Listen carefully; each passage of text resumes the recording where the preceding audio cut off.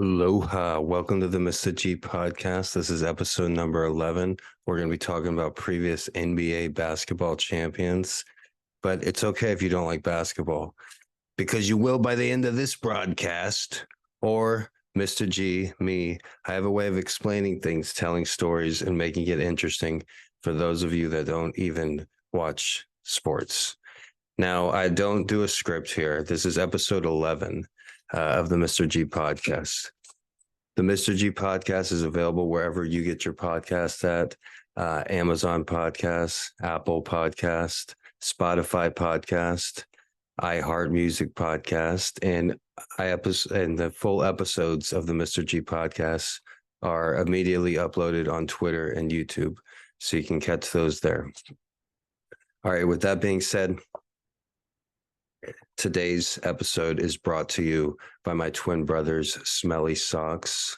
You can find my twin brothers, Smelly Socks, in the New England state area, probably in a dark forest or a dingy basement. Okay, with that being said, we're going to talk about previous NBA champions and what I was doing that time. I have a superior memory. I have what you would call a superior autobiographical memory. I essentially remember every day of my life. Now, I don't normally know what day it was or day it is. Like, what's today? Monday? I don't know. So it's hard for me to recollect, but if I think about it long enough, I can tell you what I was doing on any particular day. And so that's fun to do with world events every Christmas, every Thanksgiving, every Halloween. I spend a few minutes of that day and I look back and reminisce about what I was doing in previous years and how I can improve on such. So we're going to do that today with the NBA finals. This is that time of year that Western Conference finals are decided. Denver Nuggets are waiting to see if they play the Miami Heat or the Boston Celtics. The Miami Heat took a 3-0 series lead over the Boston Celtics before the Celtics won Game 4 in Miami, and they won Game 5 last night in the Boston Garden. Game 6 is on Saturday, and that is a hot ticket in Miami. Game 6, it's the only basketball game in town. It's the only series going on right now. I imagine courtside seats for the Miami Heat Game 6 are going to be in the $40,000-$50,000 range at least. So good luck to Jimmy Butler and the Miami Heat on Game 6. Now, like I said, it's that time of year. And I've been watching basketball since I was a kid. So almost 40 years, 35 plus years I've been watching basketball. Now, the earliest seasons that of basketball, I can't really remember when I wasn't a fan of the sport. I was just a kid and I just saw it. So the earliest NBA champions that I remember are the Detroit Pistons. And I remember seeing a shirt back in the day, like in the 80s and 90s. Each NBA champion would have a shirt, and the shirt would have the whole team on it, like in a cartoon like pictogram. It's funny, Spotty decided to come out just during the podcast. He's like, hey, just like when I was making the videos on the street, Spotty Cat would come out and be like, I'm in the video. Now Spotty's out here. It's like, hey, I'm in the podcast. Congratulations to you, Spotty. All right. So yeah, the earliest I remember was the Detroit Pistons, and they had back-to-back champions in 89, 90. And I remember seeing a shirt, the Bad Boys shirt. A lot of young kids at the school I went to, was probably first grade, second grade, maybe. They had the shirts that said the Bad Boys, and it had all of the players on it. And I remember staring at the players, like not having toys as a kid. A shirt like that was like the most interesting shirt, so you could stare at it for hours and look at each individual player. So the very first NBA players that I actually learned was like Bill Laimbeer and Joe Dumars, because it had their names on the shirt. All right. So I'm still a kid and playing in the neighborhood and stuff. And then I remember summertime, and it was the NBA finals were happening. And I was at a friend's house, which was a big deal because me and my twin brother, we weren't always allowed inside other kids in the neighborhood's houses because we were known as like the Dirty Brandt brothers. And so this new kid, their parents were yet to forbid us from going there, which they would. in a week or two.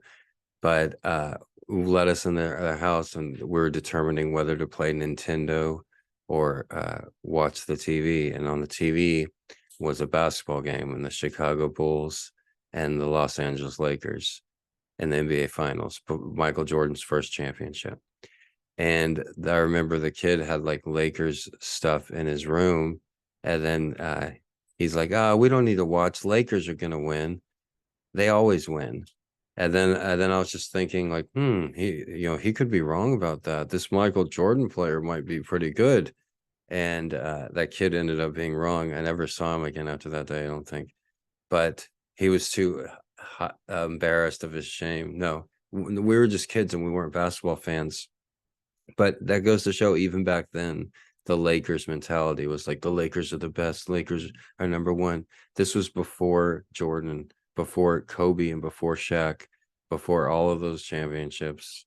And also, to backtrack once, that one of the earliest basketball memories I have is of, it's a Laker Spurs memory, and that was Kareem Abdul-Jabbar, one known as one of the top 5 players of all time.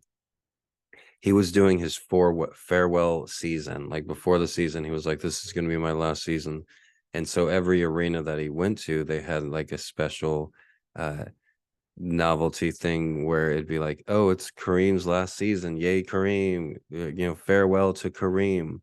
And when the Lakers came and played in San Antonio, there was a big hype with t-shirts and posters. It's like, Kareem Abdul-Jabbar's last time playing in San Antonio. And the thing is, me and my twin brother, we had 2 older sisters that were 4 years older than us. And we were the ones, like, we ended up loving basketball, but our father went to that game and he took our sisters and not us. But that's not even the half that's worst of it. It's like, you can look up to see how old I was. So old me and my twin brother were, because we were born in 79 or 80. And so this was sometime in the 80s. Kareem Abdul-Jabbar's last game in San Antonio, Texas. And our father, he was too cheap to get a babysitter for me and my brother. And so he not only took our sisters to the game, who didn't even like basketball, but he instead, acted like me and my brother had gotten into trouble for something. And he made us stay in our room for like 5-6 hours straight with no TV, no radio. And we just sat there. And I remember, I swear, you're not supposed to swear, but I remember me and my brother talking and saying, "We didn't even do anything wrong. Why are we supposed to stay here?" And a couple of times we'd like creep out and look, and like we'd try to, convince the one or the other to go down and try to sneak some food. But we stayed in our room the whole time. And they drove to downtown San Antonio and drove back to the suburbs. And then when they got back, like, late at night, like, we were told that we were in trouble and we couldn't leave the room. And I remember speaking with my brother, being like, "We didn't do anything wrong," and us speaking, let's say, we exactly said, "Remember this as adults, that we did nothing wrong, and that they just punished us for no reason, and that we have to stay in this room and go without food, and we did nothing wrong. And remember that as adults." And I did remember that. So to my younger self, hey, I remembered. But they got home and it was like 10 or 11 late, I remember. And they weren't all upset with us. We're like, coward, like we didn't want to get beat with a belt or anything, which was happened a lot. But they came home and they were all happy and they had posters and t-shirts. And then they were like, "Oh, sorry, you boys had to stay home, blah, blah, blah. But here's a poster of Kareem Abdul-Jabbar." And then so, like, they gave us this, like, the free poster that everybody got at the game. And so me and my brother are like looking at it like, should we hang it up? Our room was empty with no toys, nothing. So all we had was this Kareem Abdul-Jabbar poster. And we put it up briefly, but then me and my brother were like, "What do we even have that up?" We watched wrestling at that time before we got into basketball. But this crunkly old free Kareem Abdul-Jabbar poster. And it was one of those posters where you like stand next to it, except it wasn't an actual size. It was like the size of a magazine. And so it still had a ruler and everything. But it's okay, Spotty. But you're right on my shit, Spotty. So looking back, that was one of my first basketball memories. But That must have been Kareem Abdul-Jabbar's last season. I don't know what that was. So the Detroit Pistons, I remembered them, and then the Detroit Pistons. I don't remember them playing the Portland Trailblazers, and but I remember them winning. I don't remember seeing the finals or anything. But the Chicago Bulls versus the Los Angeles Lakers, Michael Jordan's first championship. He had to get through the Pistons to get to the NBA Finals against the Lakers, and they beat the Lakers in 5 games. I remember seeing that briefly. And then the next summer, it seems like so much time passed between those 2 summers. In 91, I was a kid playing Nintendo.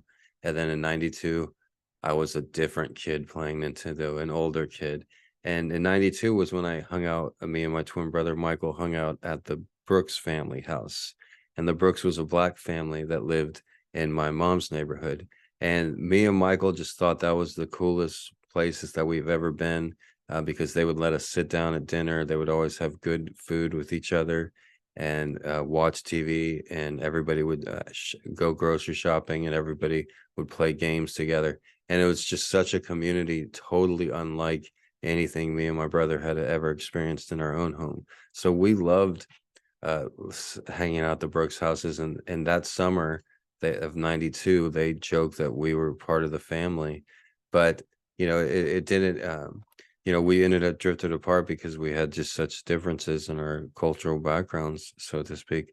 But in 1992, I watched the NBA Finals, and that was the first NBA Finals that I watched from the whole games, and I didn't get bored or anything. And I was at the Brooks house, and it was the Chicago Bulls versus the Portland Trailblazers. And Brandon Brooks and Thomas Brooks were their 2 sons. And I remember when we were watching, I wanted to say something like I knew what I was talking about. And after the Bulls won the championship and they were celebrating, I was like, "Oh, the Bulls won't win next year. They're old." And then Brandon Brooks got offended, and he's like, "The Chicago Bulls aren't old. Michael Jordan isn't old. Scottie Pippen isn't old. You know, Craig Hodges isn't old. Uh, Steve Kerr isn't old. Uh, he I don't know the exact players, but he named the top players. Bill Cartwright isn't old, but he looks old." And I remember watching that NBA Finals and watching Michael Jordan with the repeat, because they had beat the Lakers the previous year. And then in 1997, or excuse me, that was 1992. Then in 1993, the Chicago Bulls beat the Phoenix Suns. And that was the first year after hanging out with the Brooks family and playing basketball every day. That the next season, I was an NBA fan, and I watched the whole NBA season. And that was a legendary season. That was the season that Charles Barkley won MVP playing for the Phoenix Suns. And I remember he had a last second shot with 0.5 seconds left during the regular season on TNT, because all the games were on TNT back then too. It's funny how Charles Barkley was a exciting player on TNT games, and then now he's a TNT commentator. It seems like he's always been a commentator. But that year he won the most valuable player when he played for the Phoenix Suns. The Spurs were a heated rivalry, and it seemed like the Spurs could never get out of the second round. But they had a really good team that year. And me and my brother were big Spurs fans, and we watched every year. And then at the end of that year in the playoffs, the Charles Barkley and the Phoenix Suns played the San Antonio Spurs, and the Spurs played them good for the first 5 games. But in game 6, uh, the the Suns had a 3-1 series lead, and the Spurs were up by 1 point, and it was one of Charles Barkley's only buzzer beaters, and it was in the playoffs too. And they gave him the ball at the top of the key, and then he just went up and shot the ball and ended the Spurs season that year in I believe the second round of the playoffs.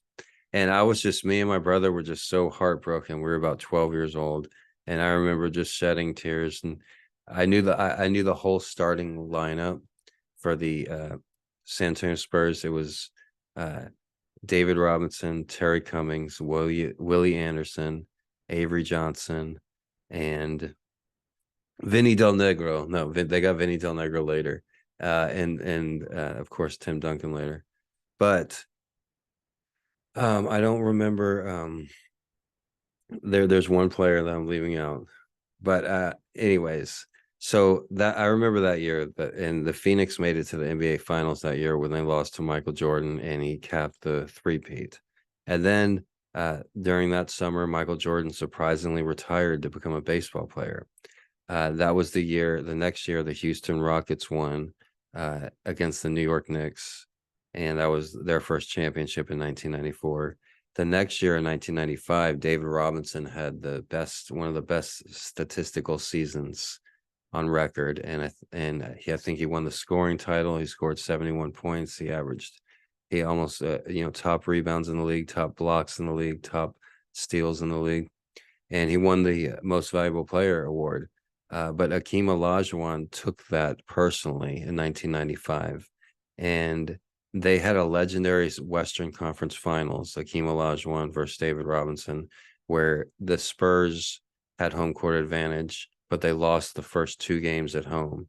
And then they came out and won the next two games in Houston to tie up the series. And then they each traded wins on game 5 and game 6.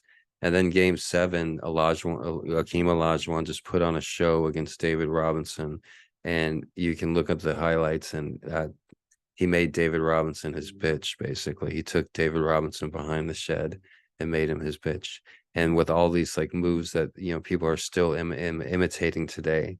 And that's the pinnacle of Akeem Olajuwon's storied career in 1995. All right. Then 1996, Michael Jordan comes back and they have Tony Kukoc. They have a few other great players, and they start the first of another 3 repeat when they beat the Seattle Supersonics. And then in 97, they beat the Utah Jazz. In 1998, the Chicago Bulls again play the Utah Jazz, Michael Jordan's last championship and Michael Jordan's last game as a Chicago Bull. And I remember that was this first summer I moved to Austin, and everything had changed in that time from 1998. It seems like kind of like in 2020. When you look at things now from 2019, it seems like an eternity ago, and everything changed after 2020. Even everything just looks different too. Everything sounds different. TVs and screens look different. Computer apps act different. Computers work better. Phones are way different from 2020 and on. And 1998 seemed like the same thing. And I remember being in Austin for the first time in the summer of 1998. And my sister didn't watch TV, so she had this TV that she never used. She used the VCR though. And so I put on the game, but it was just so odd having like the NBC broadcast, and it just looked so strange coming through the wires in Austin, Texas, like nothing I'd seen before. And Michael Jordan won the championship there, and I remember watching one of the games at a friend's house that I was buying pot from. He had like dreadlocks, and he was like in an interracial relationship, and they had a young baby and everything. And we were like blowing a blunt on the outside, listening to Bob Marley. And I was just thinking like, oh yeah, I'm cool. But that was 1998, and I don't want to go further than that. I'll save the Spurs first championship 1999 for tomorrow or the next day. But I can tell you the championships of the Houston Rockets, New York Knicks. I saw that while I was working with the San Antonio Express News when I was 14 years old. And our boss, John Ornelas, took us to a bar to watch the game. And he told the bartender that we were his kids, so we were able to drink alcohol in the bar. He did that in 1994 and in 1995, where the Rockets. I thought that they played the Indiana Jazz, but apparently they played the Houston. Oh yeah, they played the Orlando Magic. That's right. It was Shaquille O'Neal did make it to the NBA Finals, and I remember watching that sweep. And Olajuwon did make Shaq look bad as well. But yeah, and then 96, 97, those kind of just like blend together. 98, though, I told you, was the first summer in Austin watching Michael Jordan's last championship. And then the next year, 1999, this San Antonio Spurs somehow become a dynasty, and it's the start of a dynasty, and win the NBA championship. Before 1999, you would never have predicted the Spurs to be an NBA championship. You just couldn't predict it. It's like saying the Sacramento Kings are going to have an NBA dynasty. In basketball, you have to believe. It's the most important thing. All right.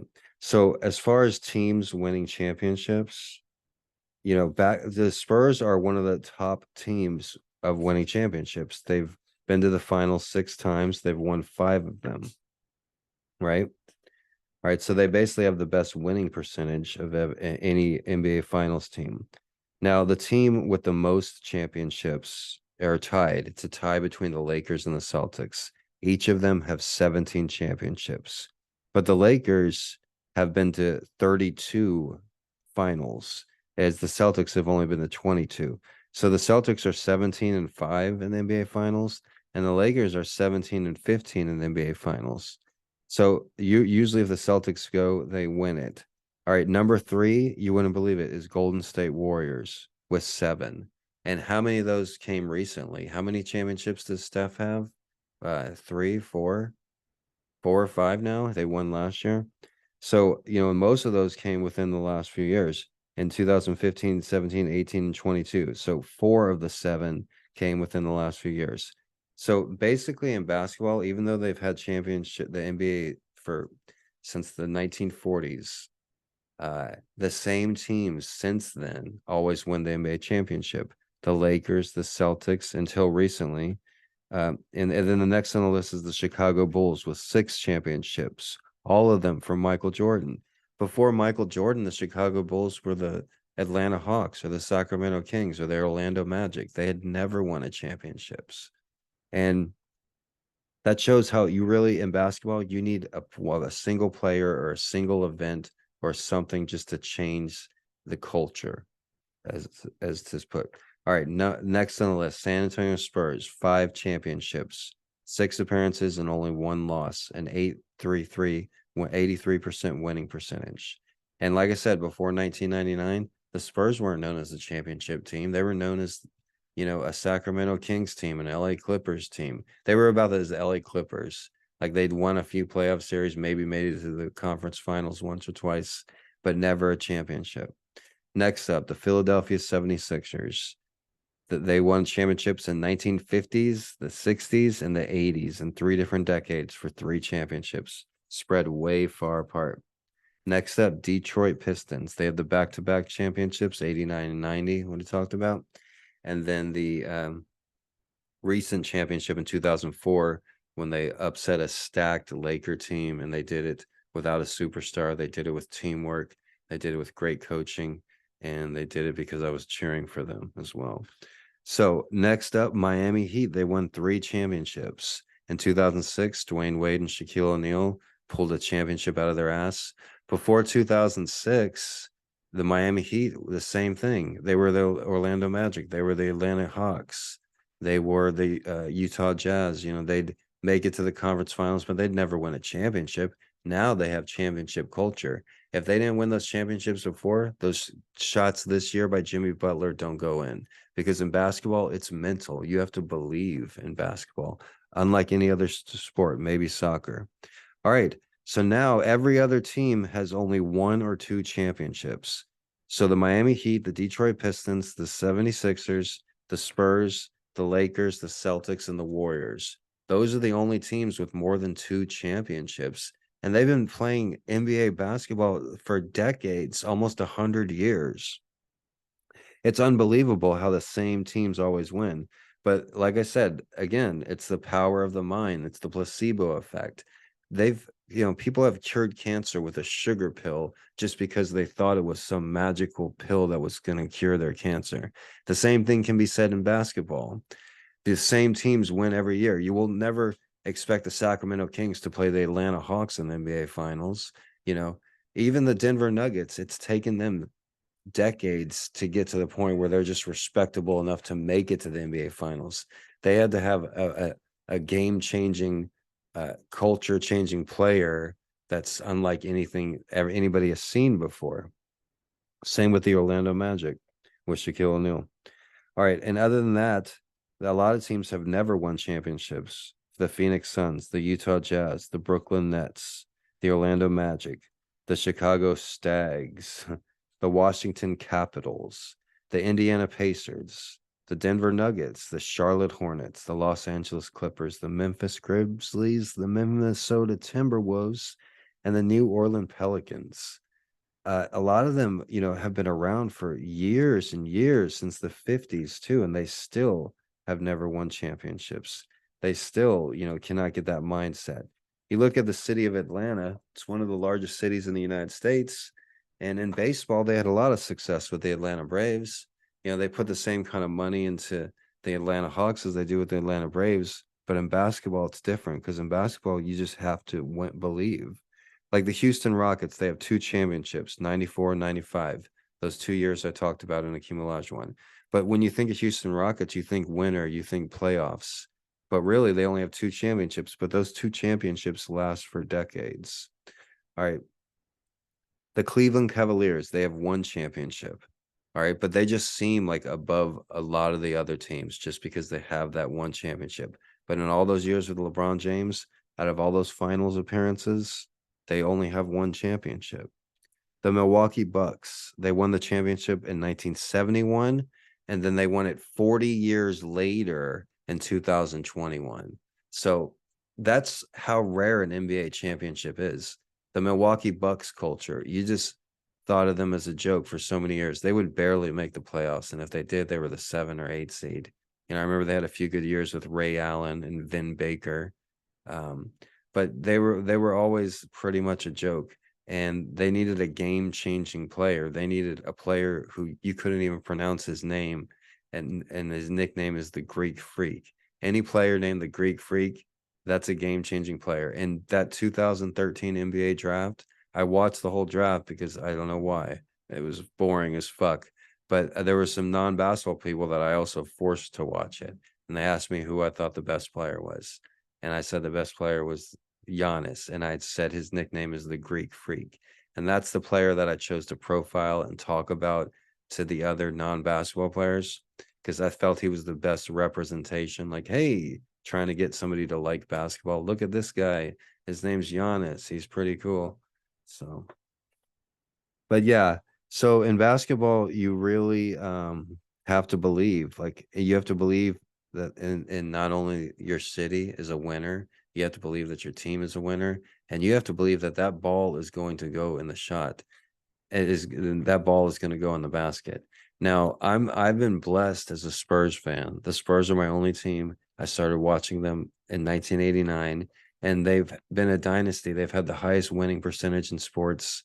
And when they make it to the finals, from the very first year that they played in the NBA finals versus the New York Knicks, I told everybody, hey, if we're going to make it there, we're going to win it, And I believe that my my cheering and my defense from home, blocking the other team's shots and cheering them on, I believe that had an effect too. I'm a dark empath.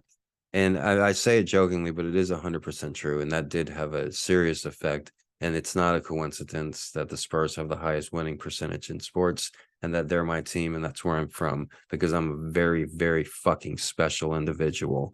And being a dark empath is not all giggles and kicks, all right? I can feel electro vibes, all right? I've been studied by science. They've offered me $250,000 to study these things that I can do, all right?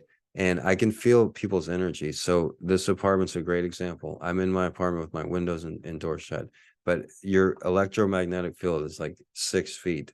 So you have this invisible wavelength of like 6 feet or 10 feet, but mine extends even further. An example is whenever there's trouble around, or somebody that doesn't like me, or somebody that has ill will towards me, my toes always curl. They don't literally curl, but I get that sensation that they curl. And I'm a totally analytical and objective person. So I've done my own double-blind studies testing this theory. Like I said, I'm not going to go into detail, but I've been able to do other things as well. As far as music goes, you can really feel music. And if you've ever met me, or if you ever know me in person, it's something that I don't even need to explain. So with that being said, we're going to end today's episode 11. I hope you guys enjoyed it. Tomorrow I'll talk more about previous NBA finals and where I was and what I was doing. Because that's what you got to hear. It's going to make you a better person. But I appreciate it. Once again, these podcasts are available anywhere you find your podcast, Amazon Podcast, Spotify Podcast, Apple Podcasts, and you can get the full episodes on Twitter and YouTube. I love doing this. I really have fun doing this every day. It's something that I want to continue doing. So I'd really like to share it and get it out to as many people as possible. Everybody have a great day. And for me and my street kitties, we bid you aloha. Shoots.